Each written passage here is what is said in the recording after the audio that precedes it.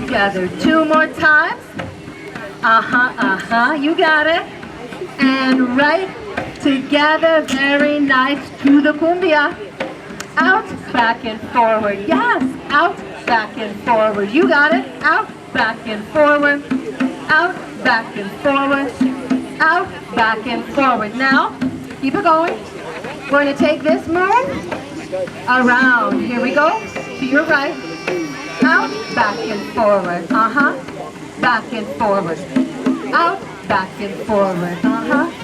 Back and forward. That's it. Out, back and forward.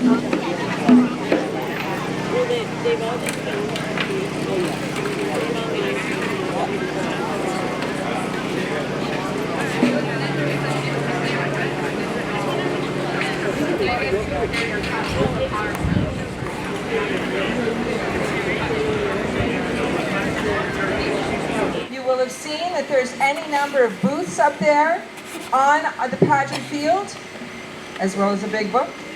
But what we're going to do now is we're going to have 5 one-act plays, Slices of Time in Quincy, original plays written for this occasion. The first play will be Bill Dana. We may not introduce all of the plays as we go along, but you'll be able to tell as they change. And so for our first one, I would like you to put your hands together for the Bill Dana Museum.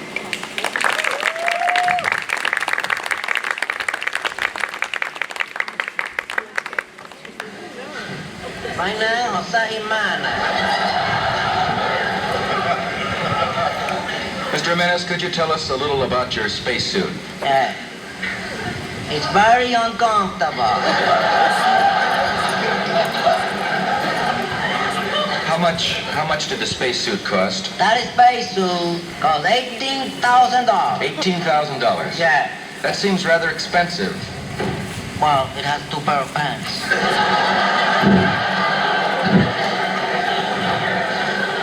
So that's only $9,000. Yes. I've been noticing this, Mr. Jimenez. What is this called? A crash helmet? Oh, I hope not. So, Terry, what's this brilliant idea you want to run by me? Sandy, I want to open a museum to honor one of Quincy's most famous native sons. Ruth Gordon. I said native son, not native daughter. So I guess I should rule out Abigail Adams. Okay, is it John Adams or John Quincy Adams? Nope. Try again. I hate guessing games. Just tell me. You'll never get it. I'll give you hints. My name, Jose Jimenez. You can't be serious! Why in the world would we open a museum in Quincy to honor Jose Jimenez? What's his connection with Quincy? We're opening a museum to honor Bill Dana, not Jose Jimenez. He was born in Quincy in 1924. His name at birth was William Sathmary. No wonder he changed his name to Jose Jimenez. That was his character. I remember him now. I saw a YouTube video where he played a cowardly astronaut who was afraid to go into space. And I never realized he was from Quincy. I always thought it was funny when he appeared on the Ed Sullivan Show. I wasn't born when the Ed Sullivan Show was on. Well, bully for you. I was a kid when that program was on the air. My parents and I always laughed at his Jose Jimenez comedy bits. Laughing at inappropriate and offensive humor doesn't make it funny. Well, Senor Wences didn't have a problem with his character. Why should I? I have no idea who Senor Wences is or was. He was a Spanish ventriloquist. He had a hand puppet and spoke with a Spanish accent. If you say so, the key distinction is that it sounds like he was a Hispanic guy with a Spanish puppet. Bill Dana's character was beloved by a lot of people of every ethnicity. Do you read the newspaper or do you just play games on your phone? It's 2025. His comedy was racist in the 1960s. What makes you think I can convince people to build a museum to honor him in this day and age? You can't judge a comedian's humor by today's standards. And when he pretended to be an astronaut, even the Mercury astronauts found it funny. He was inducted as the official 8th Mercury astronaut at the Astronaut Hall of Fame. After the Apollo 14 lunar mission, Alan Shepard awarded him a gold medallion that had traveled with him to the moon. I'm still not convinced. For goodness sakes, he was on the Smothers Brothers program a bunch of times. He had 8 best-selling comedy albums, and he wrote material for lots of other comedians. He was also a successful author, cartoonist, producer, director, and stand-up comedian. He wrote environmental cartoons that were syndicated to many newspapers. How come you know so much about Bill Dana? I've been researching him for months. Every exhibit at our museum will cover an aspect of his career. Our museum? Hear me out. You're gonna want to be on the ground floor of this opportunity. Opportunity! Raising money for a museum that no one cares about. I'll take a hard pass. You know, we've known each other a long time. I thought you'd at least give my idea a fair shot. Let me explain it to you like you are 5, Terry. Aside from ridiculing Hispanics, it's cultural appropriation. Bill Dana was a Hungarian Jew, not Hispanic. Let me explain it to you like you're 5, Sandy. He grew up during the Great Depression in a diverse neighborhood in Quincy where everyone spoke Spanish and Italian. He used humor to deflect anti-Semitic insults.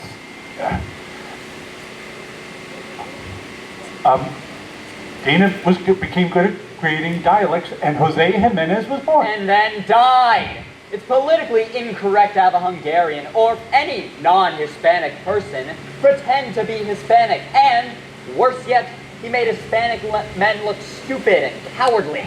Dana said his character was a prototype, not a stereotype. And he complained that he was a victim of the politically correct overkill of the 1960s. I read that his biggest fans were people with Hispanic surnames. Does that change your mind? Sorry. The Jose Jimenez character was lovable. But that he pretended to be a reluctant astronaut doesn't make him a coward. Now, whether you're Hispanic or not, very few of us have the right stuff to go up in a rocket.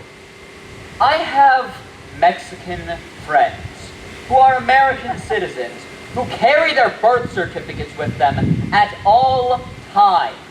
They live in fear that they'll be handcuffed by federal agents and shipped off to a detention center. One of them was a Marine who served 4 years in the military. I don't think they would appreciate Bill Dana's sense of humor.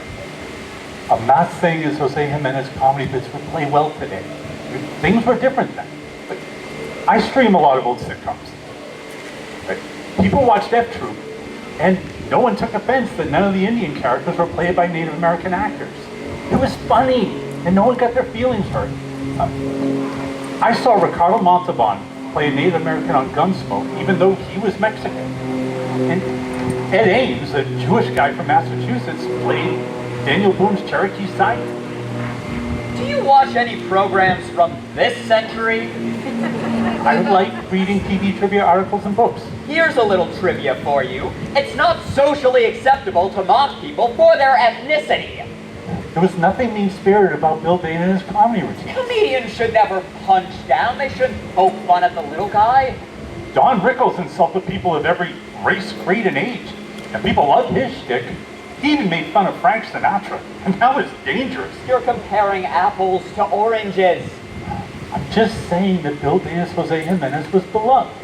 Though he did get some death threats in the 60s. So much for the theory that the world was kinder and gentler back then. At least there was no social media back then.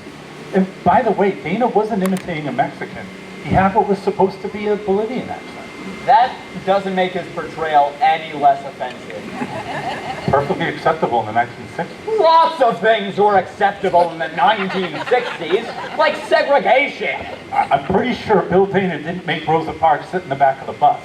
I mean, lots of comedians mimic the accents of minority groups. But poor Bill Dana can't get his own museum in his hometown. And who put you in charge of political correctness? I'm just saying that there are pitfalls with honoring Bill Dana for his cringeworthy Hispanic impression.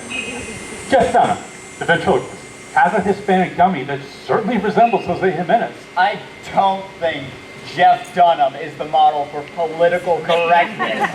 Let someone else worry about his museum. People are too touchy these days. Life was simpler back in the 1960s. For some people. The times, they're a changin', Terry. There was a time where it was okay for performers to wear blackface. That's not the same. Bill Dana didn't wear dark makeup. It seems the same to me. Many Hispanics found his comedy bits to be hysterical. He was honored by the National Hispanic Media Coalition and worked behind the scenes as an activist for their causes. When Bill Dana realized that Hispanics were offended, he retired the character in the 1970s.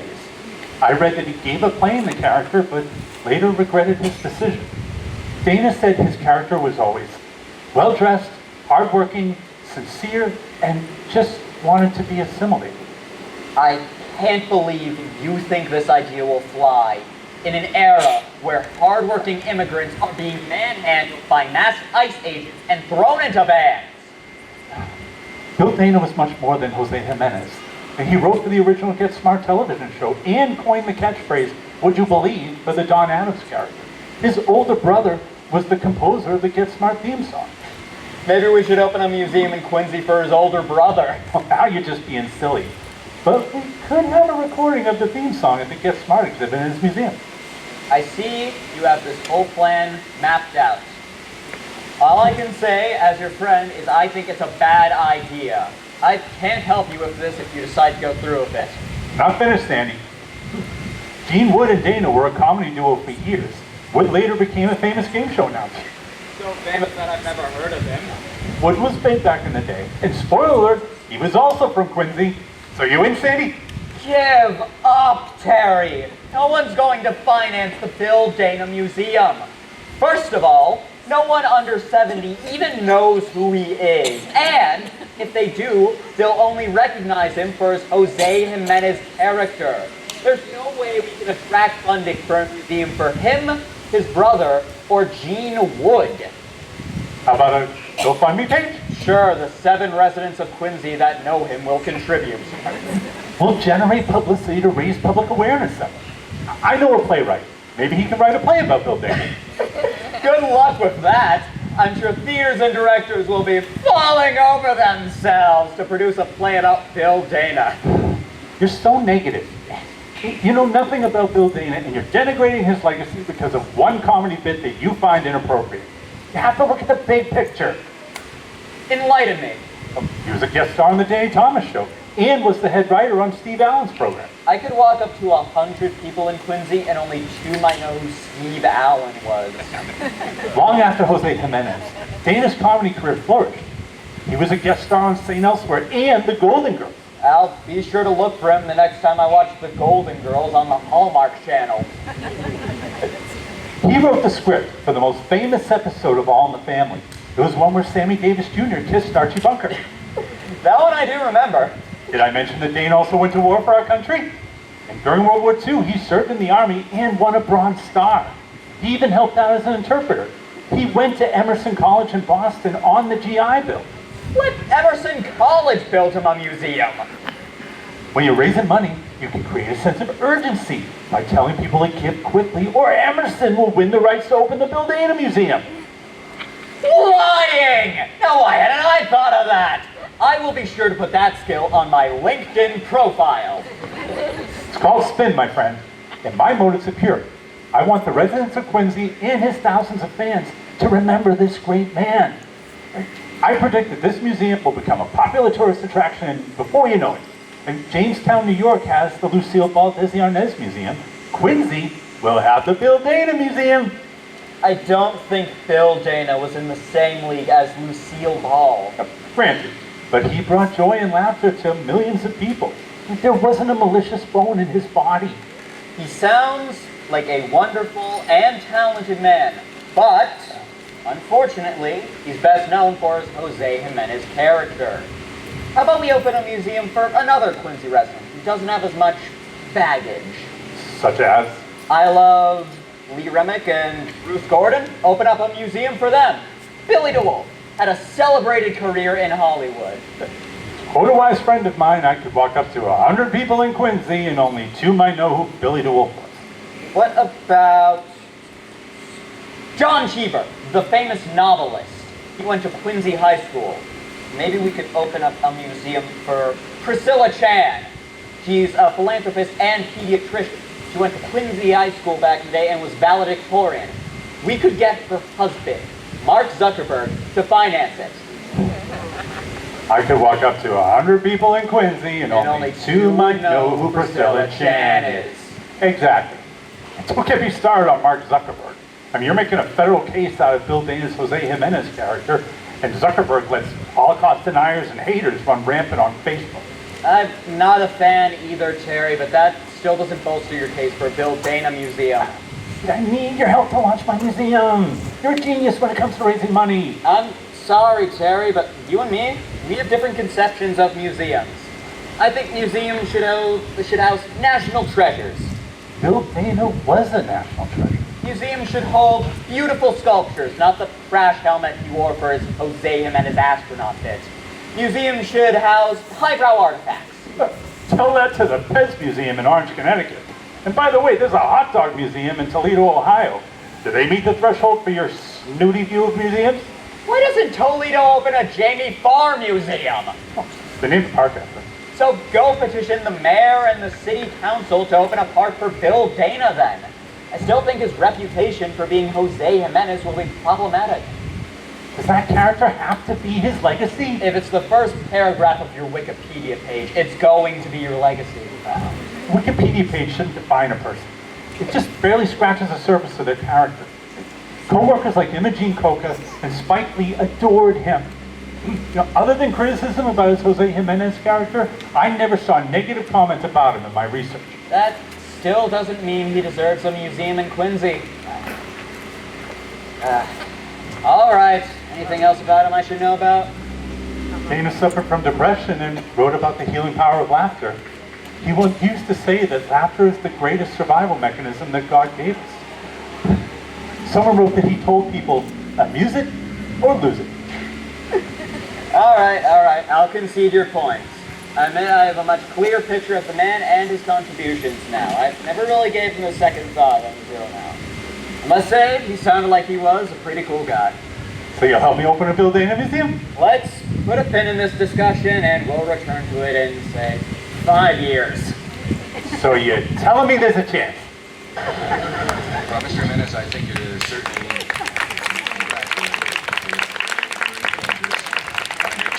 Don't say anything. mission. It's a very dangerous mission. That's a better choice of words. And before you go, Don't even say go. Before that, I just wonder if there are a few words that you'd like to say to the people of the United States. Yeah, there are a few words that I can Oh, say. please go ahead. People of the United People of the United States of America. Please don't let them do this to me.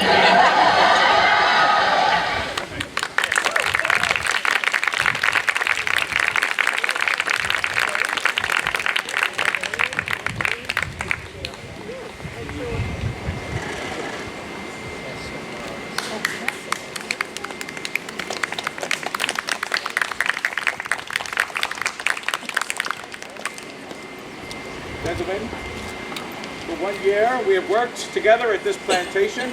We have done excellent work together. But I will now move on to a pleasanter climb. I will move to Virginia. I leave my partner, Lieutenant Pilcher, in charge. Him shall obey, carry on this trading post as you have done with me, soberly, industriously. I leave you now. Men?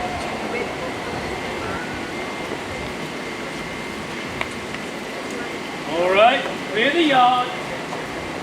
I said clear the yard. Clear the yard.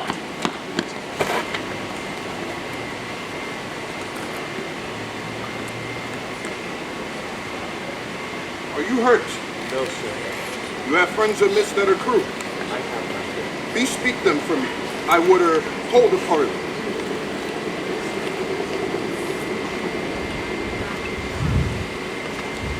My good men, or I would rather say, my good comrades, for we all shall be friends. There are so few of us. Yes, we shall be friends. That is for as long as you shall remain here. What do you mean? I fear that you poor fellows will soon follow and be taken from you. You will also be carried away to Virginia and to be sold for slaves with the rest. In Virginia, you must work, even as Filcher makes you work here. We do not ship with Filcher. Why should we work with Filcher? Filcher is a partner in this trading post. I too have some small adventure in this plantation. I would remain here. To me, life is pleasant, and life is easy. Morton for our captain! Morton for our captain! Morton I for our ship captain! servants for the undertaking of a new plantation, not for mutiny. Run him out! No. Run him No. out! No. Run him out!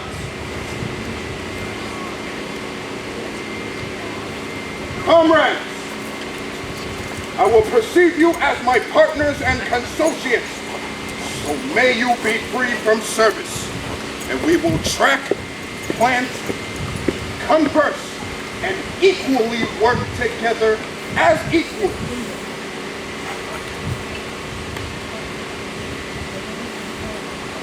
Ah, more friends. We trade today. With pelts. 10 skins, No. 4 skins, No. 3 skins. No. So, oh. Bring out our store of firearms.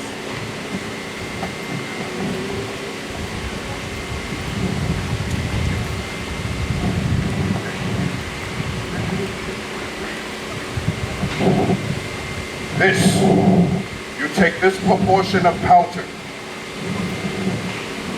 This right here is a shot per deer.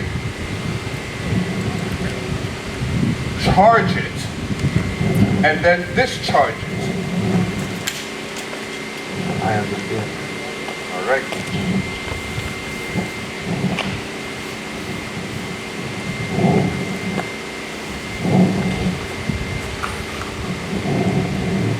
You came at a good time, shipmaster. How many shillings for beaver skin? 10 shillings a pound at London Market. It'll be 1,000 pounds in 5 years. Our plantation begins. Bring out the rum, the claret. We will drink to the worthy master of a trading ship. I'll change the name, the ancient name of Passamaquoddy. The cups. Where's the cups? Get the cups. Get the cups. We're gonna drink today, aren't we? To merriment! Ah! So may the liquor flow. Bring me more firearms, now! I bring a message from Governor Bradford of Plymouth Colony to Master Morton. Woo! First, drink to your shrimp of a Captain Miles Standish. All right.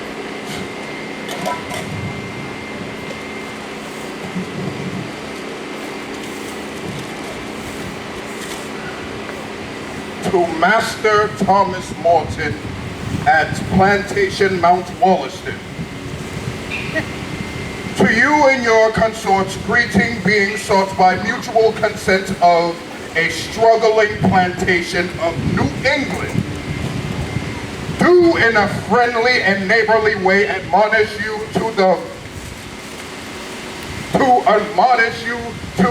forbear these courses herewith set down. 1. Harboring all scum of country and discontents do flock to you from the all places. 2. Trading of pieces, powder, and shot to Indians is against our common safety and against the King's proclamation. Go back to Plymouth and tell your canting separatists that a King's proclamation is not a law, and the King that's made it is long since dead. And then tell them that I, honest host of Merrymont, treat their message and their messenger.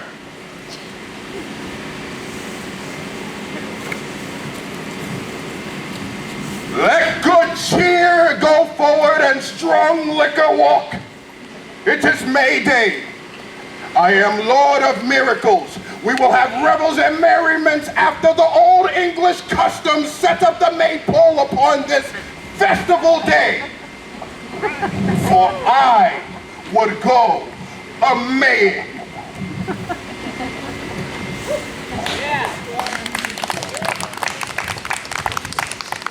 In the wood they grew a tree, and a fine, fine tree was he.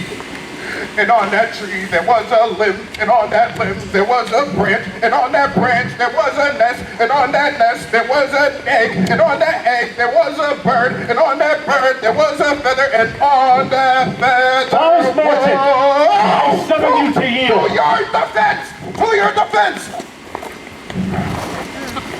Go!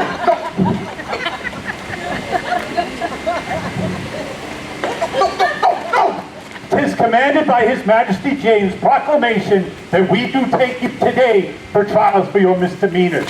You monster of a man! You impetuous knave! You debauch the natives with drink! You sell fireworks to the Indians! Scum of the country flocks to you until we stand in more fear of our lives and goods from this wicked and licentious band than from the savages themselves. Cut down this idolatrous maypole!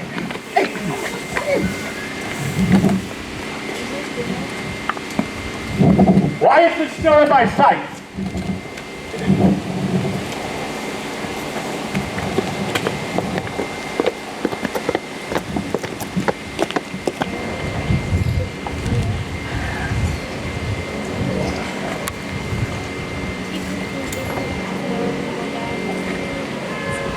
The town of Braintree has no legal title to the allotments save grants from the King's General Court. The business today is to acquire legal purchase from the Indians, a document to show the King's commissioners. Wampatuck and his Indians are coming.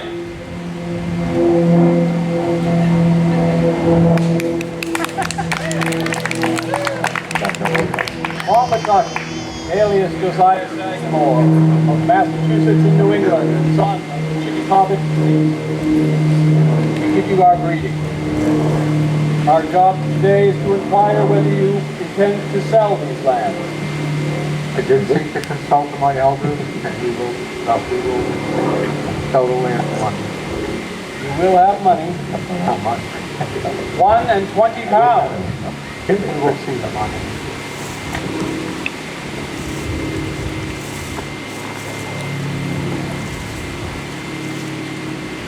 To all Indian people to whom these presents should come, Wampatuck, alias Josiah Sagamore of Massachusetts and New England, the son of Chickatawbit deceased, in consideration of £21, 10 shillings in hand, by Samuel Bass, Thomas Faxon, Francis Thayer, William Needham of Braintree in the county of Suffolk in New England, on the behalf of the inhabitants of the town of Braintree, to give, grant, sell, and confirm the said Samuel Bass, Thomas Faxon, Francis Thayer, etc., their heirs and assigns forever, all of the east of lands with the bounds of Braintree, bounded on the sea side with the northeast, with all the trees, timber, wood, together with all the meadow, lands, swamps, rivers, and brooks.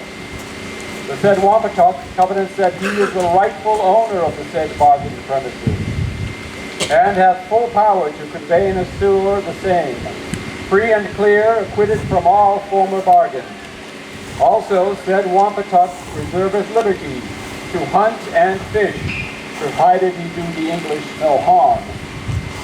In the 5th day of August, 1665, signed, sealed, and delivered by Turk and Swayze.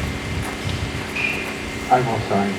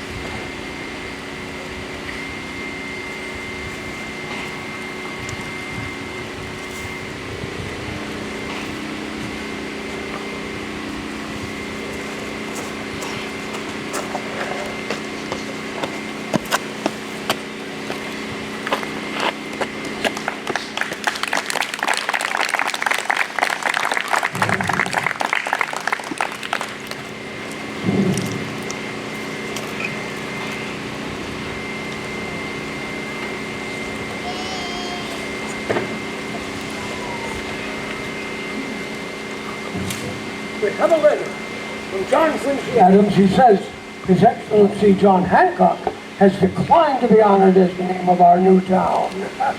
As you know, this revolutionary hero has done more than most to establish this country.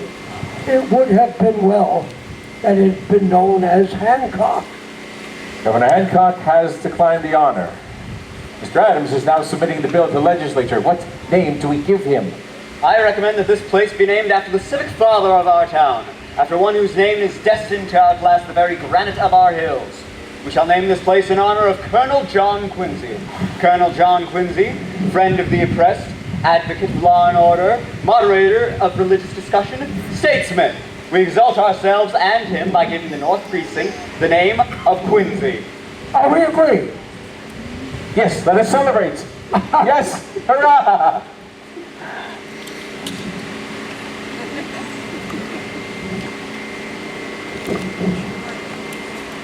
On the birthday of George Washington, our President and Commander-in-Chief of our victorious armies, we come together to celebrate the first birthday of a new township.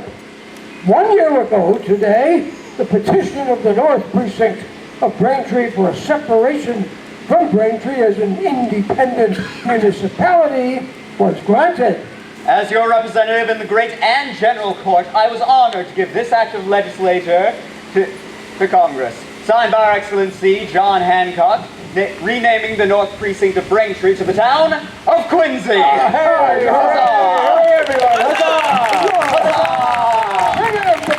As the people of this community move onward in generations through the years to come, may they invoke the vanguard generations with no presence more worthy than the shade of John Quincy. Huzzah!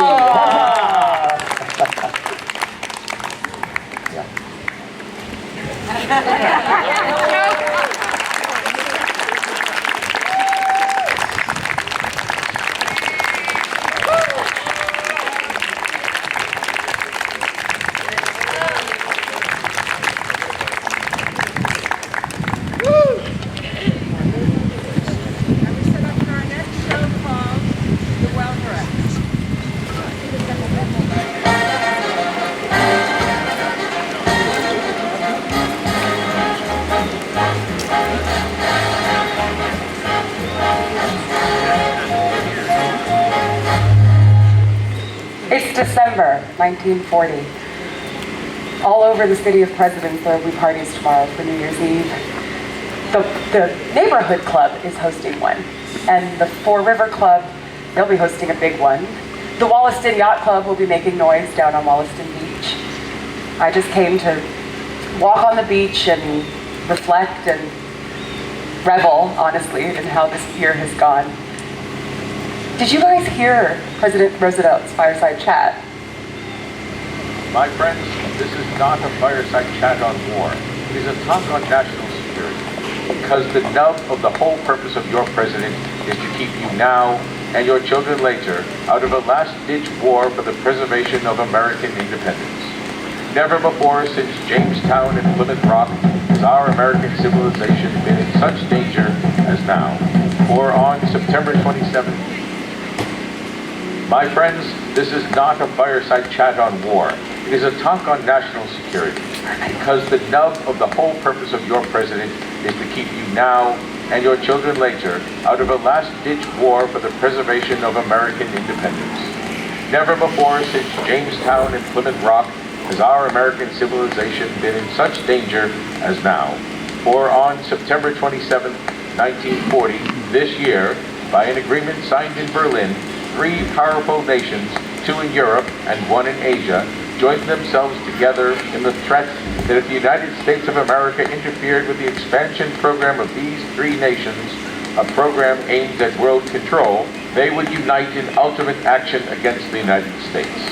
If Great Britain goes down, the Axis powers will control the continents of Europe, Asia, Africa, Australasia, and the high seas. And they will be in a position to bring enormous military and naval resources against this hemisphere.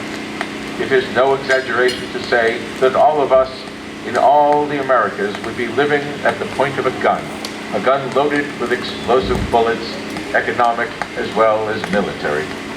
The people of Europe who are defending themselves do not ask us to do their fighting. They ask us for the implements of war, the planes, the tanks, the guns, which will enable them to fight for their liberty and for our security. Emphatically, we must get these weapons to them so that we and our children will be saved the agony and suffering of war which others have had to endure. Guns, planes, and ships have to be built in the factories and arsenals of America. They have to be produced by workers and managers and engineers. American industrial genius has been called upon to bring its resources and its talents into action. But all our present efforts are not enough.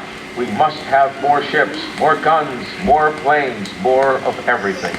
We have the men, the skill, the wealth, and above all, the will. We must be the great arsenal of democracy, for this is an emergency as serious as war itself. We must apply ourselves to our task with the same resolution, the same sense of urgency, the same spirit of patriotism and sacrifice as we would show were we at war. As the President of the United States, I call for that national effort. I call for it in the name of this nation which we love and honor and which we are privileged and proud to serve.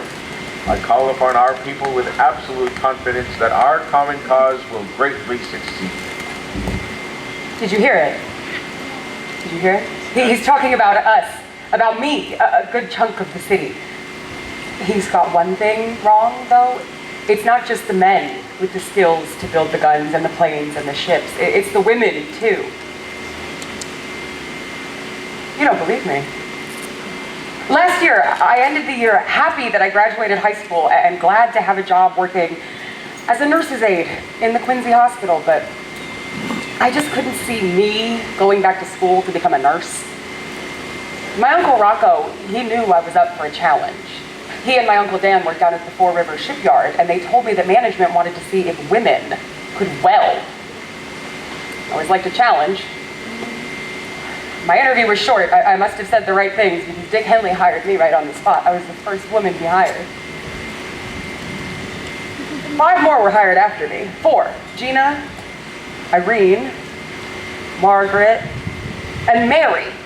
There were 4 tough gals like me. We learned together, and we showed them that women can weld.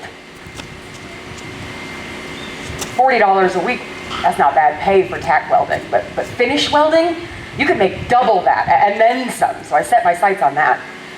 Steady income like that, I could help Mom with the bills. I work mostly in the steel mill now, on steel, with steel plates. I fashion ship girders out of sheet metal. But sometimes, I'm outside with the ship fitters, and those guys, wow, they take these massive steel plates and they put them into position, one room, or bulkhead, they call it, at a time. And once they're perfectly positioned, then they're tack welded. That holds them in place. And then when they're ready, they'll finish welding. That finish welding is what seals them tight. You see this? This is my production test welds. 2 pieces of metal welded together. The Navy man, he came and he tried to bend it, he tried to break it, couldn't. The welds held. So with that test passed, I moved up to finish welding. It didn't matter that a woman welded it. The welds held.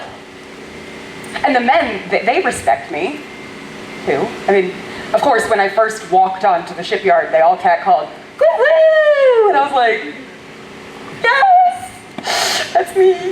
You know, I take it as a compliment. I even had them write it on my jacket. They see me up on the ladders, out in the cold, wherever I need to be. I do the work, I pass the inspection. Nothing I've ever done did James Kilroy ever say needed to be redone. None of those men on those ships are going to die due to poor workmanship on my part. The first ship that I ever finish welded on was called the Wasp. It just launched in April. I was so proud to see it go. I helped build this massive machine. This is my life now. You know, instead of wearing a crisp white apron, I'm wearing work pants and steel-toed boots, safety goggles, my welding helmet. It's all office wear to me now. I weld steel ship girders and gun turrets and more. I love it. It's a challenge, but it makes me feel like I'm helping with the war effort. Life's not all work, though. Me and the girls, 20 cents. You go down to the USO dance, you can have a great night. We can't stay out too late, though. We have the first shift, 7:30 to 3:30. So the shipyard, it runs on 3 shifts, so it's constantly humming. It's not just the 5 of us anymore either. They're hiring lots of women. I'm a little worried about what might come in 1941, but whatever happens, we'll face it head on.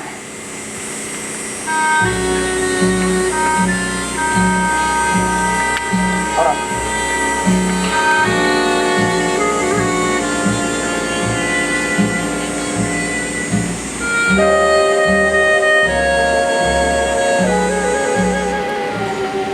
I'm back. It's become a tradition. The worry I felt for what would happen in 1941 was certainly not misplaced. All over the newspaper and the radio is talk of Pearl Harbor. The president has declared war. Did you hear what Mayor Bergen said?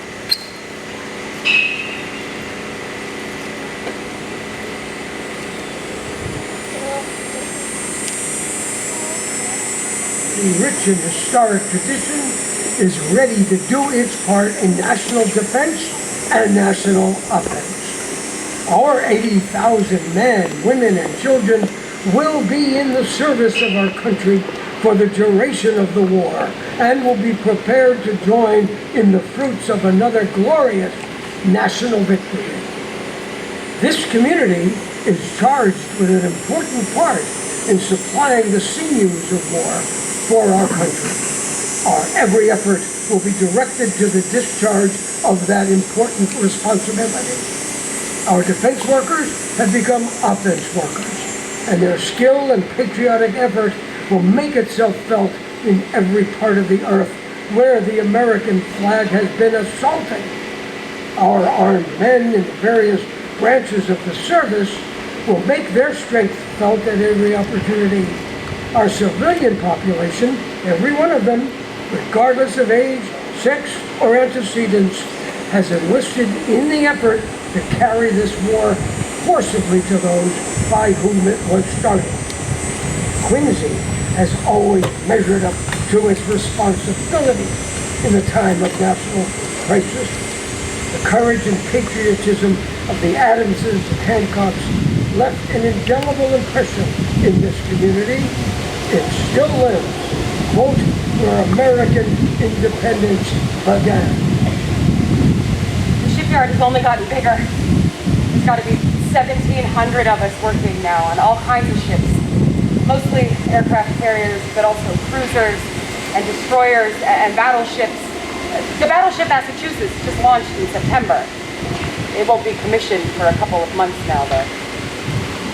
The aircraft carriers, the Bunker Hill and the Lexington, they're in construction down at the yard right now. Those ships are going to be massive.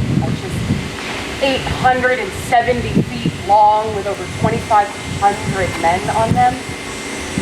And just as those men on those ships are protecting us, we're protecting them too. Our work to build the best ships is how we contribute to the war effort. Not everyone can fight. We know, those of us who work a long day and get to come home to a bath and a hot meal, we know we're lucky. But knowing that on those ships could be our brothers, our family members, our friends, it keeps us focused. We need to be focused. The pace of shipbuilding has only increased. I don't know how many times over. Accidents happen. People get careless, tired. Not everybody who walks onto the shipyard in the morning walks off at night. I've been lucky. Nothing worse than a slip and fall for me, but not everyone has been so blessed. And it's not just the 5 of us women either. They're hiring, there's got to be 100,000 maybe women working on all kinds of things. I've seen women painting and scraping and ship fitting and yes, welding. Me, I'm pretty much just oxyacetylene welding now all the time. I love it. Challenge. It makes me feel like I'm helping the war effort. I got nominated for security, or for a security committee. It's a big deal. That means that not only do I do a good job, but I understand enough about what's going on, and I'm loud enough to make things better, safer for everyone else. It's not all work all day, all the time, though. Last week, I just went and saw the Quincy Mannets play. They played the New London Diesel down at Municipal Stadium. 0-0 game. Very boring. I think I'll stick with dancing, seeing shows. Oh, the cameos got Clark Gable and Lana Turner in Honky Tonk. My friend really wanted to go see Errol Flynn. In Dive Bomb down at the Wally. I think I need a laugh though. Look, Abbott and Costello is playing down at the in Braintree. They got Hold That Ghost. I was thinking about buying a dress, you know. Sheridan's has a sale, one for $5.99. The Lewis store does too, but with all this awful news, I think I better skip the shopping and buy a war bond. I don't know what's to come. In 1940. I'm a little concerned. It's going to be a long, dark, tiring winter.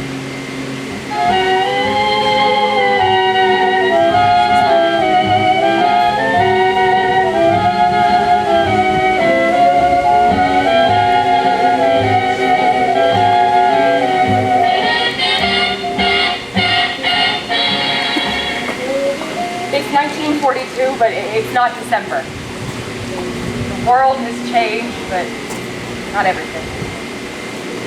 I met a Marine here at the shipyard. We got married a few months ago. Now we're going to start a family. I can't weld while carrying a baby.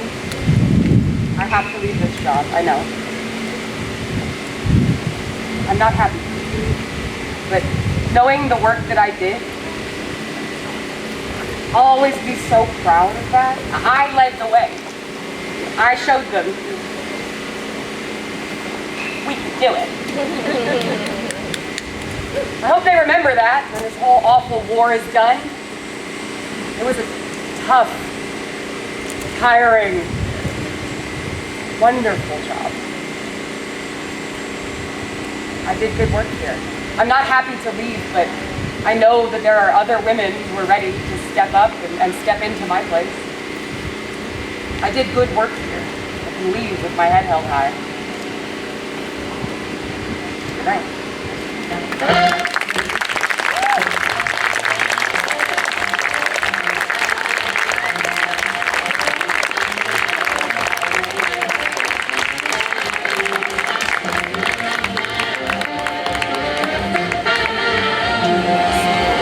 Good afternoon. Everyone hear me okay?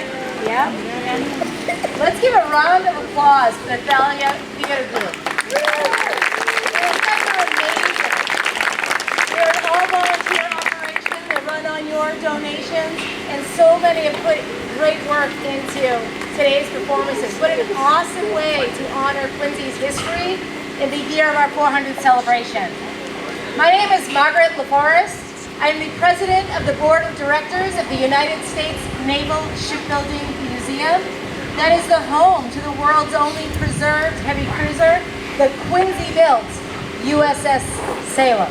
We are open seasonally, mid-April to mid-November on weekends, and we too are operated 100% by volunteers in our community. How many of you have visited the USS Salem? Raise your hands. I love it. How many of you live in the city of Quincy? We're going to keep your hands up. Live in the city of Quincy. How many of you live in the South Shore? South Shore, Quincy's in the South Shore, so keep those hands up. How many of you know somebody who worked at the Fall River Shipyard? Do we have anybody here who worked at the Fall River Shipyard? No. Sadly, the shipyard has been closed for 40 years, and it was 40 years ago that I got involved in the effort to preserve the legacy of Quincy's proud shipbuilding past. Quincy Built was the best thing you could say about a ship. I had the honor as a middle school student, any Broadmeadows alums here? I'm very proud of my alma mater. I was in 7th grade and I was asked to share this story today when the Quincy shipyard closed. And my teacher, Ron Adams, challenged our class with a project. What does the closing of the Quincy shipyard mean to your community, to your family, to our economy? Growing up in the Howes Neck waterfront, well, I was familiar with the ships leaving the shipyard and coming by my home. My uncle worked at the yard, and so did my aunt. I was wild when I found out women welded. My mom's best friend was Zeta Hassan, that graduated Quincy High, and ironically, I happen to sit next to somebody who also graduated them, who's here today. Well, Zeta owned Ma's Lunch, the restaurant right outside the yard gates. And you know what, as a child growing up in a family that owned their own small business, I know. 25,000 workers leaving the gates of the shipyard, you're gonna have a lot of customers in your restaurant. But what now happens to Ma's Lunch and the ancillary businesses that were dependent upon the shipyard workers? What was the impact to our economy of everybody losing their jobs? And so with my class project, I was struck by the civic pride of the people that built the Quincy ships and that served on the ships. And I came back, man, Quincy built the best ships, the ship won the war, Quincy won World War II, right? 12 years old. So I say to my teacher, Mr. Adams, I call him the inventor of experiential learning. And I say, Mr. Adams, if Quincy has such a proud shipbuilding past, you know, my Girl Scout troop had slept on board the battleship Massachusetts, another Quincy-built ship. Why doesn't the city of Quincy get a ship that was built here to be a museum? Great idea, kid, he says. How are we going to do that? Well, our class, the 7th grade class in 1987 of Broadmeadows Middle School, reached out to our city councilor, to newly elected Mayor Sheets, to Ted Kennedy, whose father was the president of the Fall River Shipyard. And thus began the campaign by the city of Quincy to bring a Quincy-built ship here to be a museum, to preserve this important historic legacy for our community. Part of this class project was oral histories. Cindy Brandy I knew because our children went to Sacred Heart together. I'm so impressed with the play that she built. I had a quick opportunity to share with her. I had the opportunity to do an oral history of Flo DeTullio Joyce, woo-woo, as this character just portrayed. Mr. Adams has this great video collection that he's since digitized to ensure that history is preserved. We are so grateful for all that have contributed to Quincy's proud shipbuilding past. We welcome you all to the museum. We'll be open for free as part of Quincy 400 Heritage Day in 2 weeks. And I am so honored that you've included us in your production today. Thank you all who are involved, and thank you for your caring and compassion for Quincy's history. Bravo Zulu to you all.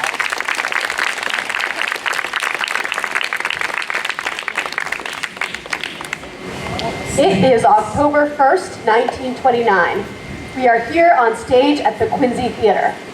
Last night, the controversial Pulitzer Prize-winning play, Strange Interlude by Eugene O'Neill, opened.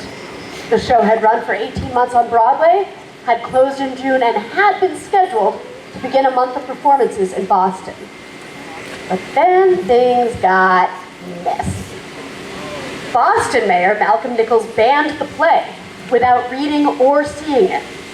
Quincy Mayor Thomas McGrath stepped up and invited the theater company to come to Quincy for one night. He established a group from the town to see the play. Common folk, local politicians, and clergy. After they had seen the play, he would decide whether or not to let the scheduled month of performances go forward. The nation watched and waited to see what Quincy and its 57-year-old bachelor mayor would do. The actors waited too, impatiently. You heard anything? Nope. You? Nah. What you reading? Boston Globe. Listen to this. New York. A stockbroker jumped to his death today from the 11th floor of the Hotel Shelton after writing a note talking of stock market losses of $124,000. If I did that, I wouldn't have to jump. My wife would push me. She wouldn't. You're newlyweds. Well, she could wonder how could she marry such a fool. Don't worry, she already wants that. Have you heard anything? No, you? Where's Judith? Boston, maybe. Last I saw her was after the show. She was surrounded by a crush of people. Have you heard anything? Stockbrokers are jumping out the windows in New York. What? But where did you hear that? Glenn. Boston Globe. Well, looks like we got out of New York just in time. I wouldn't want to be flattened by a falling stockbroker. Yeah, but at least in New York they let us do the show. Well, I mean, we could just jump out of a window, but we're on the ground floor. What difference would it make? oh, he's got to be better than that Boston mayor. What's his name? Nichols. Yes, he called us a disgusting spectacle of immorality. A disgusting spectacle of immorality that happened to win the Pulitzer Prize. And sold out this place last night, 1,400 people. 99% pure Bostonian. Rich Bostonian, fancy gowns and flash bulbs. I bet that's the most news reporters they've ever got in Quincy. What did we get? 10 curtain calls? 17. That Quincy mayor. Thomas McGrath. Yeah. He must have heard about it. He was there. He was? Yeah, him and 25 other folks from Quincy there to see if we really were a disgusting spectacle of immorality or a Pulitzer Prize winner. Or maybe both. Well, if he saw the audience reaction last night, he's got to let us keep going. No, actually, in fact, he doesn't. Hey, why all the long faces? I thought you were in Boston. I'm back. Did you hear anything? No, you? Nothing. Oh, well, they better tell us something soon or there won't be a show tonight. Oh, then we get a night off. Well, that's fine by me, but they won't be happy. What is it? Folks are already lining up for tonight's performance. Already? But it hasn't even been announced yet. Well, who's going to tell them that? I'm hungry. You're always hungry. Let's go get some ice cream. Wait, whoa. This ice cream guy, Howard Johnson, he's got 28 flavors. Since when is there 28 flavors of ice? I got some pistachio yesterday. Pistachio? What's your bet, Judith? On what? On whether or not this new guy, Thomas McGrath. Thomas McGrath, is going to think any different than the Boston mayor. Well, as the conductor on the train reminded me, Quincy is not Boston. How so? Well, I don't know, the shipyards maybe, or the quarries. He just said it's not the same. This ice cream guy, he has a restaurant that is about a 5-minute walk down here. They said all the restaurants were packed last night. See, strange interlude is good for business. The mayor's gotta love that, right? It's right down Hancock Street, the Granite Trust Building, 28 flavors. Do you want to go? Well, thank God we have a 5-hour play. And an hour 20 intermission. Yeah, 7:40 to 9 o'clock might just have saved us. Hello? Oh, hi. Now, some of you folks... Excuse me? Yes. What do you think you're doing? Oh, this is about to get real confusing, so I thought I'd try and explain it to them. Explain it to whom? Them. Oh, where'd they come from? Maybe I should have you introduce yourselves. Could you say maybe your name, the character you play, and where you're from? Okay, my name is Richard Barbie. I play Sam. I am originally from Lafayette, Indiana. I'm Glenn Anders. I play Dr. Edmund Durrell, who's also called Ned. I'm from LA. I'm Tom Powers.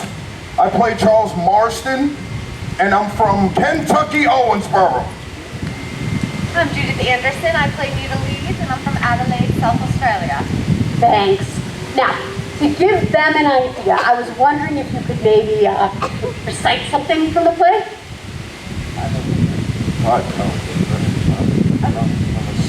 Sure, I guess. Great. What were you looking for? I was thinking maybe the monologue from Act 5. The monologue from Act 5? Yeah. Are you sure you want to do that to them? Uh-huh. Why? Well, then look, relatively happy. Yeah, you do. So why spoil it? Oh, well, I wanted to show them how the play feels. Oh, well, I can tell you how the play feels. The play feels sad. Real sad. But that's kind of the point, isn't it? Yeah. So, but I mean, the monologue itself isn't all that sad. I mean, compared to the rest of the play. I guess. So? Okay, if you're sure. Can one of you guys set me up? You can. Me? What? Me?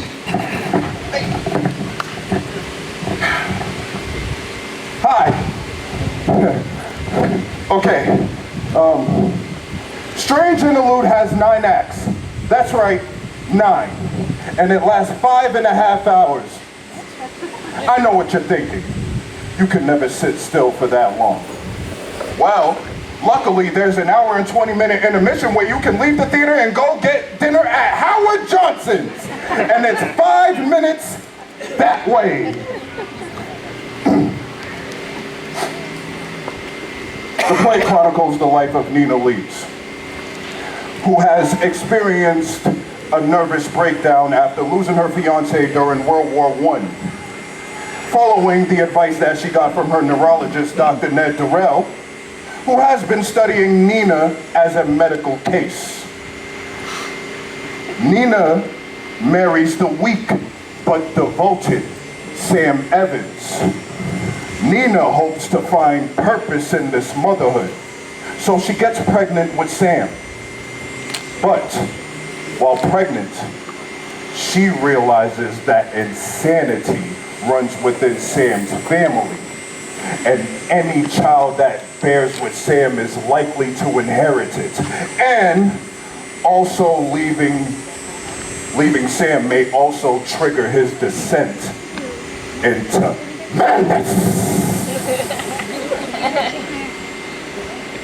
So, to protect Sam from this truth and to ensure a healthy child, Nina ends the pregnancy and conspires with Ned to conceive a child with him and plans to pass it off as Sam's. But this scientific solution leads to an unforeseen complication. Nina and Ned fall deeply in love. All right, you got it? All right, there's going to be a quiz. Are you ready? This is a monologue that Nina recites, realizing that Nina is pregnant with Ned's baby, and realizing that she loves Ned, not Sam, as it was presented right here last night at the Quincy Theater.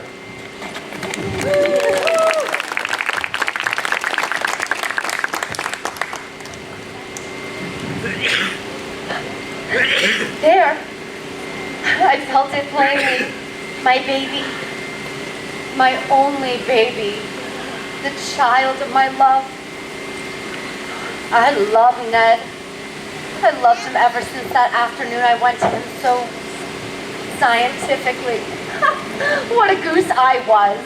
And then love came to me in his arms. Happiness. But I hid from him. I could tell he was frightened. His own joy frightened him. He was fighting with himself on all those afternoons, on all those wonderful afternoons of happiness. I didn't say anything. I made myself calculating until one day he said to me, "Look here, Nina, we've done all that is necessary. Playing with fire is dangerous." I said, "You're quite right. Of all things, I didn't want to fall in love with you." He never mentioned love. Perhaps I was the fool to play the part that I played. No, he does. Every time I start thinking, I begin to doubt. There, again, my child is moving in my life. My life is moving in my child. The world is whole and perfect. My child is moving in me, suspended in me. There are no whys. Whys don't matter. I am a mother. God is a mother. How was that?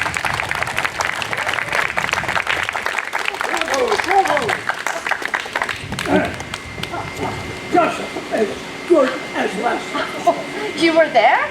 Thomas McGrath. Thomas McGrath, the mayor? Last time I checked. Oh, Judith Anderson. Oh, Miss Anderson, it is a pleasure to meet you. Likewise. You are very famous, you know. As are you. Well, I am this week. Oh, well, let me introduce you. Glenn Henderson. Thomas McGrath. Richard Barbie. Tom Powers. The mayor was at our show last night. So what did you think? Do you agree with the Boston mayor? Oh, Malcolm Nichols? Yes, he called us a disgusting spectacle of immorality. Oh, so you heard. Oh, yes, I'd be apt to be stone deaf not to. And? Oh, look, Malcolm Nichols never even read the book or saw the play, yes. After all, he's a Harvard man. I did not know that. Oh, yes, I myself didn't get past the 8th grade. I was apprenticed to a printer. I was a printer before I went into politics. I would say that Malcolm Nichols and myself see books quite differently. How so? Well, he sees books as literature to be feared and suppressed.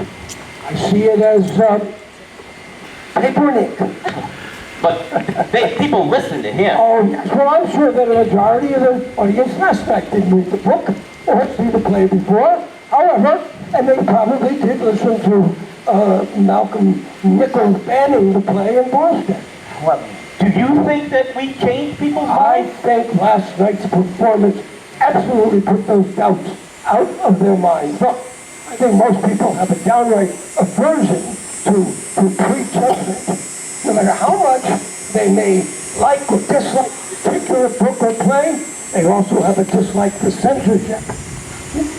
They want to make up their own minds. They want to make up their own minds and speak for themselves. They want to decide with their feet. That's and their wallets. Yes, if a play is good, they will go. If it's not, they won't. They seemed to like it all right last night. Oh, they did. I was out in the lobby and I heard some of the judgment of some of the jurors, and they did not hear one disparaging word about the play. And 3 of them were clergymen. Clergymen? Clergymen, one very famous, one very well-known clergyman put it all down in writing. He said he sees no reason why Strange Interlude should not be able to continue, that it is not immoral, but a bit overfrank. Just a bit? Well, I've heard no disparaging or negative remarks in the lobby all night. But what did you think, personally? Oh, well, I have to tell you, I had a handkerchief with me last night, and it is still wet with tears. Oh. Was it too much? Oh, no, it's a beautiful play. Worth 100 sermons. So why didn't you approve the play last night and spare us all the suspense? I had the license commissioner and I to hear the verdict of the entire jury. And have you heard from them? Yes, we have. And? Strange Interlude may continue. Oh, thank you! No, I should thank you. You know, a gentleman came up to me today and he said, you know, the city of Quincy is now famous all over the country as a place where freedom and liberty means more than mere words. I'm sorry, Mr. Mayor, but we have to go. We have a play to do. Oh, of course, go. Thanks, Mr. Mayor. Mayor McGrath kept his word. Strange Interlude played in Quincy for a longer run than had been planned in Boston. The Quincy Theater closed in 1952, and the building was demolished in 1962. The old theater site now sits at the intersection of Hancock Street and Walter Hannon Highway. The surge in business caused by Strange Interlude made Howard Johnson's new restaurant successful. He went on to expand this restaurant into a restaurant chain, which at its peak had over 1,000 restaurants. After Strange Interlude, the Nobel Prize Committee placed Eugene O'Neill, the play's author, on its shortlist. It would award him the Nobel Prize for Literature in 1936 in recognition of his entire body of work. Judith Anderson, the star of the show, would rise to national prominence during Strange Interlude and would go on to become one of the 20th century's greatest stage actors. In 1960, she was made Dame Judith Anderson by Queen Elizabeth II in recognition of her immense contributions to the performing arts. Finally, Thomas McGrath would serve 3 terms as Quincy's mayor. He died in Quincy on February 22nd, 1944 at the age of 72. His courage and wisdom in the Strange Interlude affair would secure his position in history. And, as the man said, made Quincy a place where freedom and liberty mean something more than mere words. Thank you.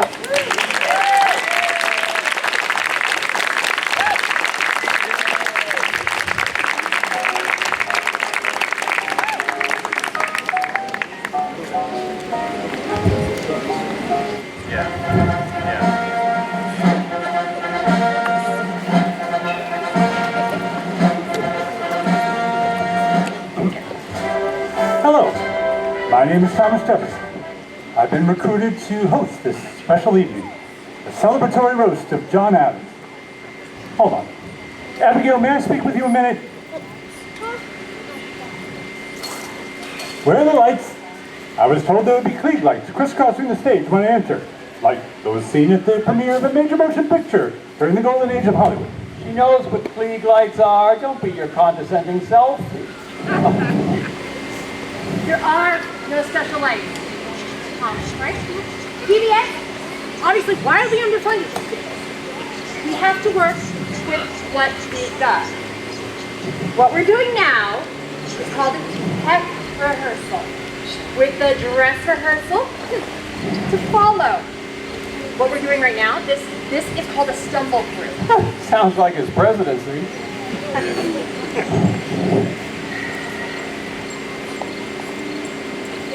Relax, right? Relax, John. Period costume to be provided after the concert. Everything here. All of this. Let's start. Hello, my name is Thomas Jefferson. I've been recruited to host and narrate this evening. I would never wear these colors, rather like a peacock. Oh. You look great in it. I mean, you wore it in Monticello. You brought it with you. Senile. Enough, dear. Like I said, the period costumes will be provided at the final run-through and filming, which will happen later this evening. I mean, come on. Didn't you receive or read any of the notes I sent you? Of course he didn't. He never reads anything I send him. I received one letter from my 3. Months go by before I hear anything. Enough. We'll discuss your correspondence later. Okay? I read her letters. I heard that. You were obnoxious and disliked. That's been used. You're the celebrated writer. Think of something original. And the music. Where did it come from? Rather imperialistic. Certainly not French. Probably English. I like it. You would. Boys! Please. Okay? We're just gonna start over from the top. Ready? Yep. Places. And action. Hello. My name is Thomas Jefferson. I've been recruited to host and narrate this evening. The celebration of John Adams, the second president of these United States. We'll start with stories from General Washington. George Washington. Dead! Oh, God. Stick to the script. You've ad-libbed your whole life. It's gone by in a wing and a prayer. I'm only here as a favor to Abigail. Boys! Enough! After all these years! Can't you two just get along? Huh? Forget the discord of the 1800 election. You two are good friends. Exactly. They're friends. Oh, Dr. Benjamin Rush! Oh, Benji, we three have been far too long apart since sharing a glass of wine. Yes, or some gossip, I might add. Ah, the pleasantries of good company back in the day. Yes, I remember it well. The wonderful moments of fun and reality. Seems like ancient history. Did you get the letters I wrote? Yes. You did? You wrote the same letter to him? Yes, did you not see the CC at the bottom? CC. Childish Club. Oh, you see? Now, comments like that kept us apart. Why would I ever want to speak to you? Because you've always admired him. Well, yes and no. No! He paid someone to badmouth me in the press. And on a continuing basis, I might add. Well, yes, you did. I know that you did. You can't deny it. That was a long time ago. It was election year. Discord during election year is commonplace. A nasty tradition that we created and it got passed along. Unfortunately, that's true. Well, you got your share of digs in. After 4 years of your administration, I inherited your cabinet. I did consider your last appointments to office as personally unkind. They were from among my most ardent political enemies, from which no faithful cooperation could ever be expected, and laid me under the embarrassment of acting through men whose views were to defeat mine. Gentlemen, think back to when you first met at the Constitutional Convention, and then later at the Continental Congress. We worked together to lead a hope to create the world's first modern democracy. Why is the greatest achievement of the federal age, perhaps of any age, an experiment in self-government? I mean, Stunning accomplishment. right. The Greeks and Romans tried. Hey, John studied them all, to learn of their triumphs and their mistakes, and share that knowledge with everyone else. Well, little good it did. Everything seems to be going along as it always has. Public conviviality, excuse me, little good it did. Public affairs seem to go on as they always have. Perpetual chicanery and a rather more personal abuse than there used to be. Oh, American chivalry is the worst. There's no definitions, no boundaries, no laws. It all seems to be a caprice. John Adams, the celebrated pessimist. However, on independence, you were like a dog with a bone. You wouldn't give up on that ragtag group of self-important windbags at Independence Hall. You gave your countrymen and women a great gift, but now I'm ashamed of you both. Look at you, at odds over old hurts and holding on to grudges like insecure schoolyard bullies waiting for the other to blink. History will not judge you kindly if this continues. Exactly!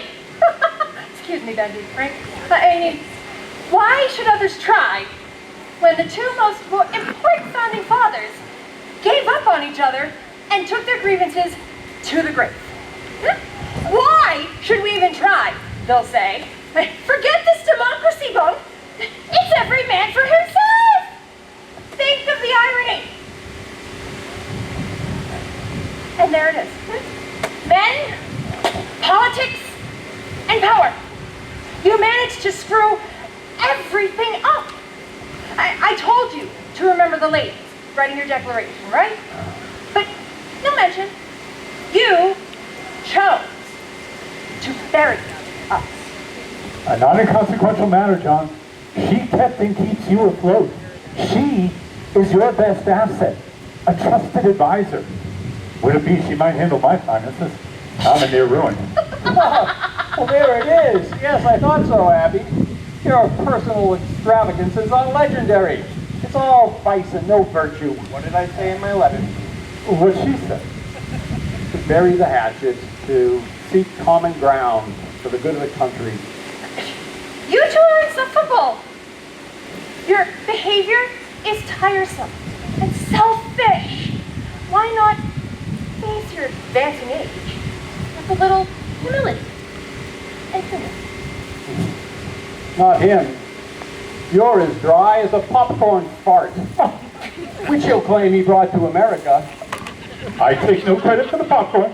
That is from our Native American neighbors, the Mattaponi, the Chickahominy, and the Rappahannock.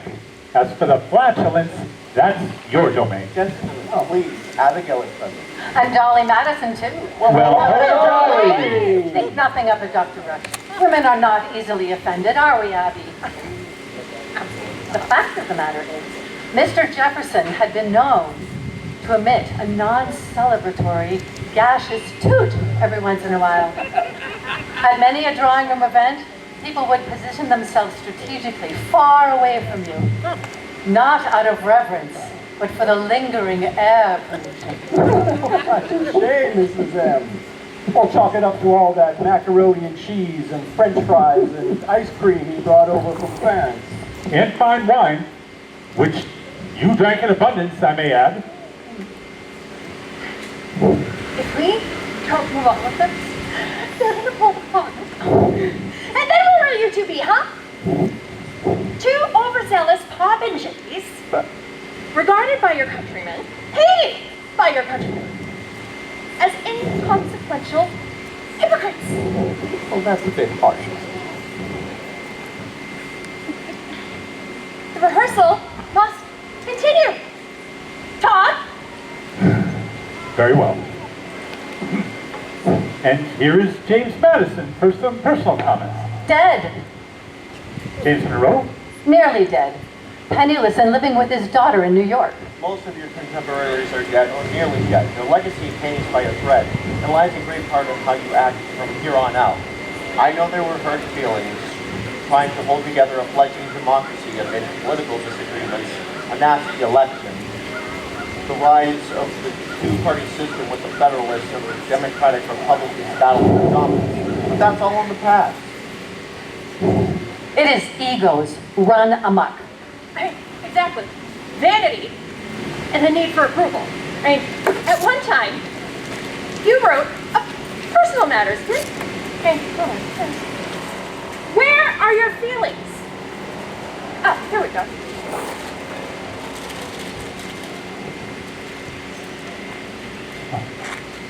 When your navvy died. August 15th, 1813. At age 48. Breast cancer. Devoted, intelligent, loving, grateful daughter. And when your Maria died, your daughter. You're a good wife, Rose. Oh, and you wrote back.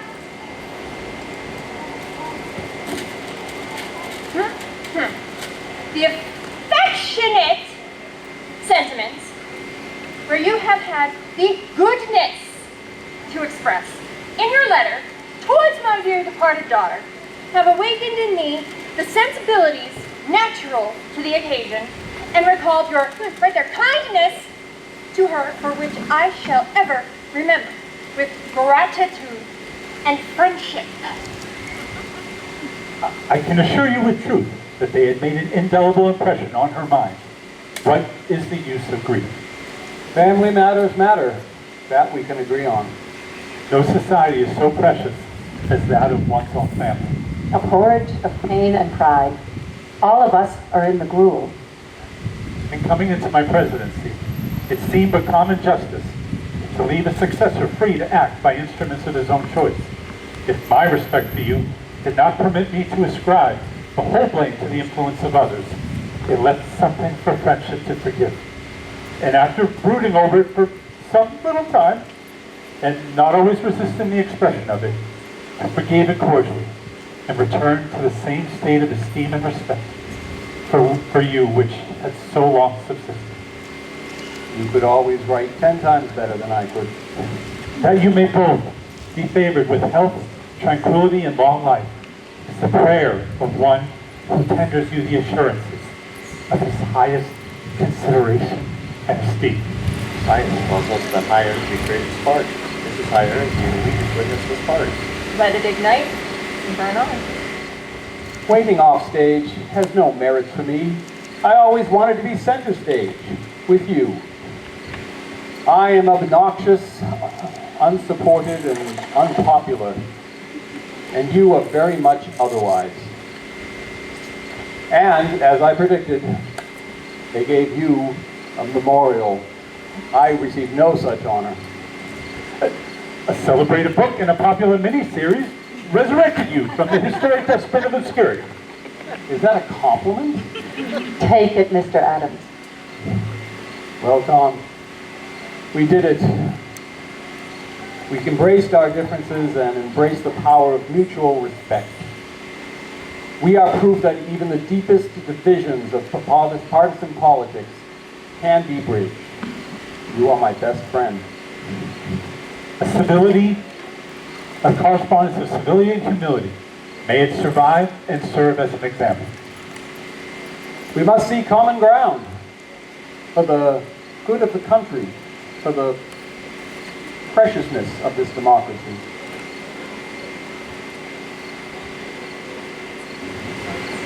They remained friends until the day they died.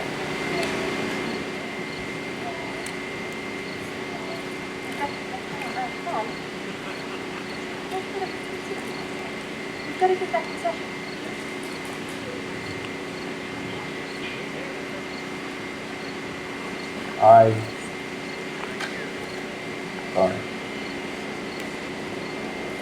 I admit you possess virtue and little vice, a nearly great man. But for Sally Hemings, John. My wife's half-sister. She bore me 6 children. She lived beyond my life to 1835. an enslaved servant. History is not our judge, Mr. Adams, for history is written by mere men. Let us examine the word, history, his story. Our judge is the Almighty. As Dr. Rush rightly stated, debate, it's in the past, right? Debate has ended. It is time to vote on the question of reconciliation. Aye or nay? Aye. Vote aye. Aye. Aye. Aye. Aye. Ayes have it! Oh, we have a happy ending. Through his thoughtful and sincere intervention, Dr. Rush ensured that we have 14 years of rich history between these two men. Hundreds of letters passed between Quincy and Monticello. It reignited John's good nature and humor. As I arrived here today, PBS informed me there will be no roast. It's just Dr. Rush and me. Even with the opportunity to give you one last dig, no one saw it as necessary. You got plenty of digs in your own time. God. Oh, John.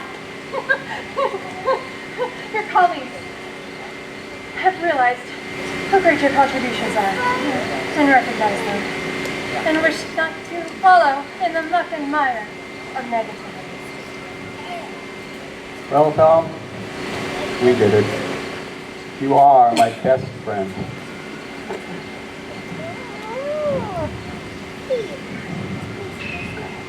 They remained friends until the day they died. They both died on July 4th, 1826, the 50th anniversary of the signing of the Declaration of Independence. It was Providence. John's last words were, Thomas Jefferson survived, not knowing he had died just hours early. Thomas Jefferson's last words were, "No, doctor, nothing more." He also asked, "Is it the 4th?" No. Just a moment. Oh, Tom, we're in demand. PBS wants us back to appear in something called Sesame Street. We're to meet a big bird. Must be the eagle, the symbol of our democracy. Let's do it. I already told them we would.